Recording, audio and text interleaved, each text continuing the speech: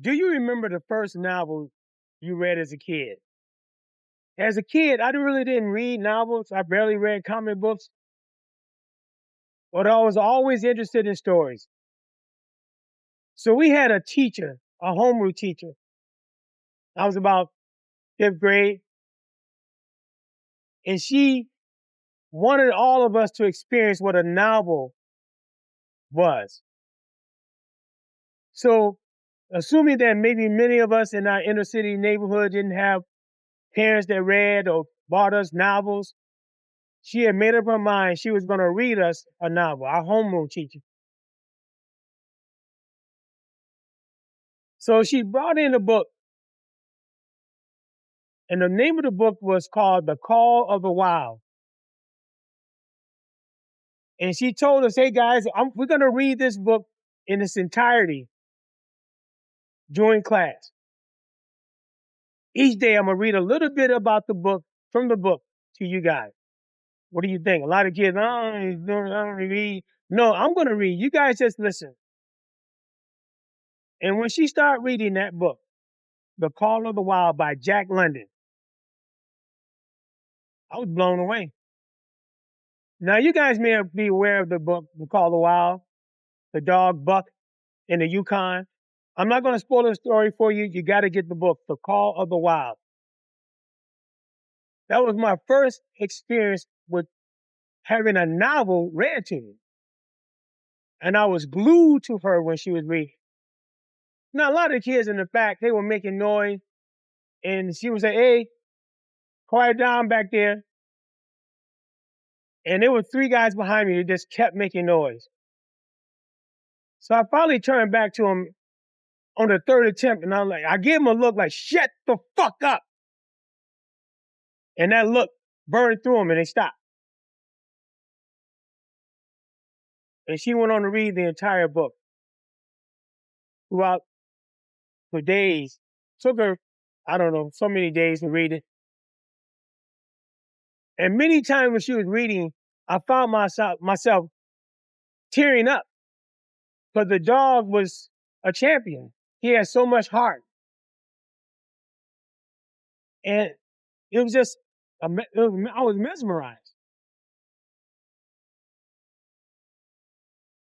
And I was crying. But I tried to hide it from the kids, which I did. But it did not go unnoticed by the teacher. So Miss Weatherspoon caught me crying. You know, not boo-hooing, but a little tear here and there. And when she completed the book, she read the last few words. It felt like a good close friend had came to visit, and now they were leaving. And I felt so disappointed, so depressed.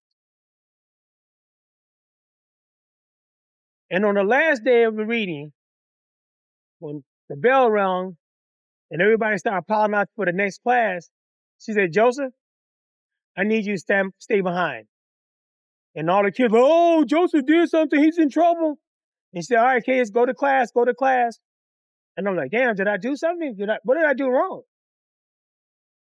And she said, come on, kids, go to class. So they kept looking in the door. And finally she was like, okay, Joseph, did you really enjoy the story? Oh, yes, ma'am. I loved it. I loved it. You know, I was almost tearing up when she asked me that because I was recalling the story. She said, so you really would read that book again if you had your own copy? I said, yes, ma'am, I would. Now, I didn't have the money or my mother the money to get me a copy of the book. And I didn't even ask my mother because we didn't have that kind of money. She said, I have something for you. Oh, okay. She reached in her desk drawer and pulled out a gift wrap book. Said, this is your personal copy of the book. And I was stunned because I knew how to feel when people treated me like crap. But here was a teacher who went out and bought me a book, gift wrapped it, and gave me the same book she just read. And I'm like, Miss Weatherspoon, thank you, ma'am. I promise you, I'll read it and I'll take care of it. She goes, oh, I know you will. I know you will. And I was fighting back tears because she was so kind. Because she took an interest in all of us learning how to read and reading on our own. A lot of kids didn't do it. Some of us did. And I'm still stunned even to this day that she chose me to give the book to. And you know, when I got home, I tore right back into that book. Loved it. If you haven't read The Call of the Wild by Jack London, get you a copy. Get one for your kids. Sit down if you got a younger kid and break them into the idea of reading. Because you know what? As a society, we don't read as much as we should.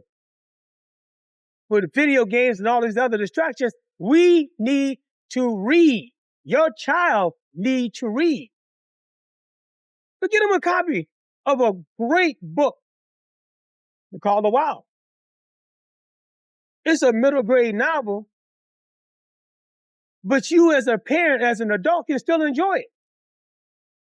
There are a lot of books out there that are middle grade novels that people may think, well, you know, that's for kids. Yeah, they are for kids, but they're for grown-ups too. You don't have to be a certain age to read a book. You're never too old to read any book, even a picture book.